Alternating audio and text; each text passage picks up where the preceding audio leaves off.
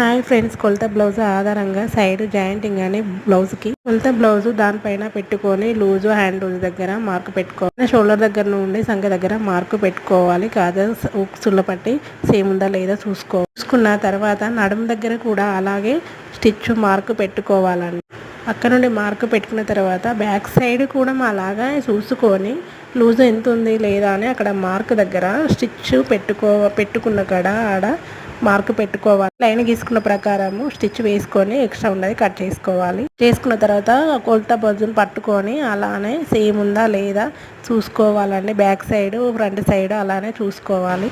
తర్వాత blouse loose దగ్గర సంఖ దగ్గర మళ్ళీ నడుము దగ్గర సేమ్ స్టిచ్చెస్ వచ్చాయా లేదా చూసుకోవాలండి. ఇంతేనండి, బ్లౌజ్ అయితే స్టిచ్చింగ్ అయిపోయింది. ఎలా ఉందో కామెంట్లో చెప్పండి. ఈ వీడియో నచ్చినట్టయితే లైక్ చేయండి, సబ్స్క్రైబ్ చేయండి. Bye friends.